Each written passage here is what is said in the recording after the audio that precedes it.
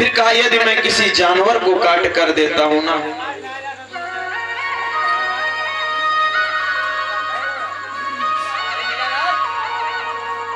तो हत्या लगेगी, तो इसलिए मैं इसे अपना ही मांस दूंगा। तो ब्राह्मणों ने कहा, हे राजन, यदि आप अपना मांस देंगे तो हमारा ये शेर बूढ़ा है ना, आपका मांस मजबूत है, आपकी चमड़ी मजबूत है, ये नहीं खा सकेगा। तो कहा फिर मैं काट के दे दूंगा तब तो खाएगा। कहा फिर भी नहीं खा पाएगा, क्योंकि इसके दांत बहुत ही कमजोर हैं, ये बुढ़ा हो गया है ना, इसको नरम चारा चाहिए। कहा तो फिर नरम चारे की व्यवस्था क्या हो? कहा तुम्हारे एक बालक है जिसकी आयु 5 वर्ष की है, आप उसी को बुलवाइए। मौरध्वज ने कहा, हे ब्राह्मण देवता, ये आप कौन सी बात कर रहे हैं, ये क्या कह रहे हैं आप? हमारे तो एक ही पुत्र है और अंतिम समय में पुत्र को प्राप्ति की है मैंने बहुत दिनों तक प्रतीक्षा की, तब जाके एक पुत्र रत्न प्राप्त हुआ है, आप ये क्या कह रहे हैं?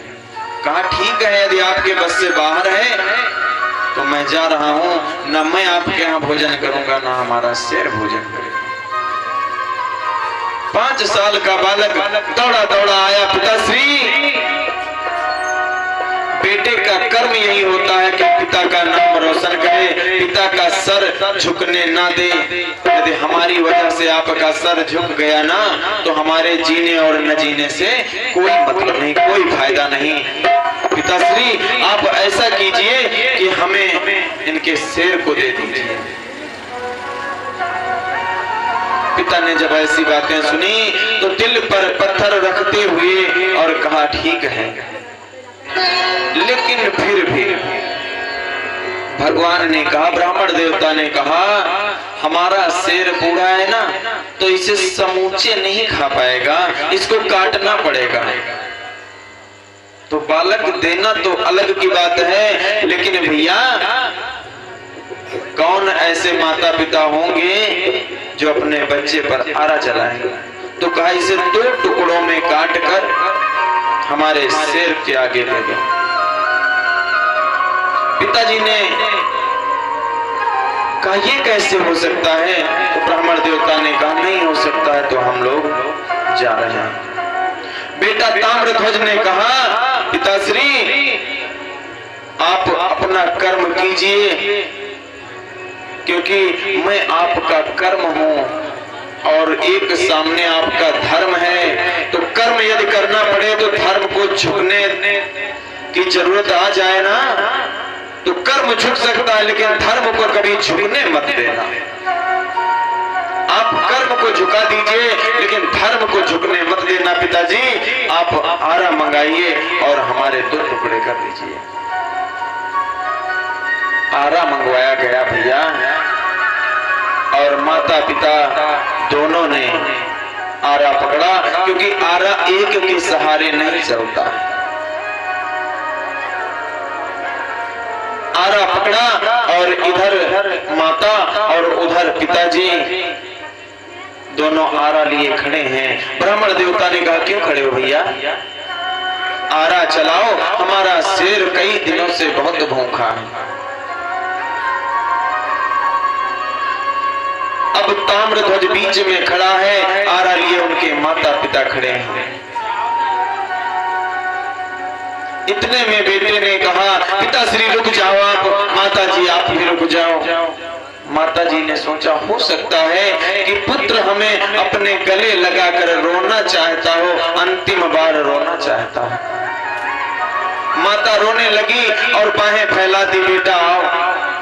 पिताजी ने भी बाहें फैला दी, बेटा आओ।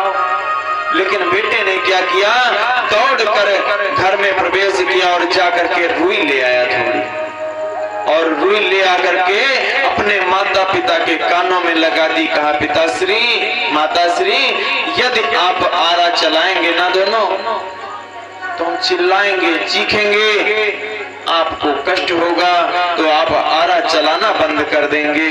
तो इसीलिए आप ये दोनों रुई लगा लीजिए कानों में, ताकि हमारे चीखने और चिल्लाने की आवाज ना आ सके। माता पिता दोनों रोने लगे।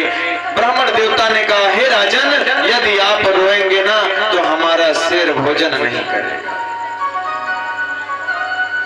अब माता पिता आरा चला रहे हैं और आरा चलाते चलाते दो टुकड़े हो गए।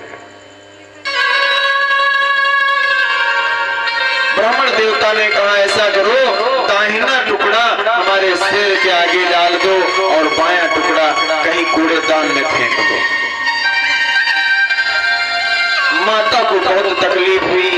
कहा, हे ब्राह्मण देवता, यदि हमने अपने बेटे का बलिदान दे दिया है तो आपके काम आ जाए तो बहुत अच्छी बात है, लेकिन आपने तो इसे कूड़े में फेंकने के लिए कह दिया। महाराज, ये आपने क्या कह दिया? हमारे बेटे का बलिदान व्यर्थ चला गया। कहा, देवी, ये व्यर्थ नहीं गया। हमारा शेर जो है बायां टुकड़ा अछूत होता है, ये नहीं खाएगा। शेर ने तो भोजन कर लिया।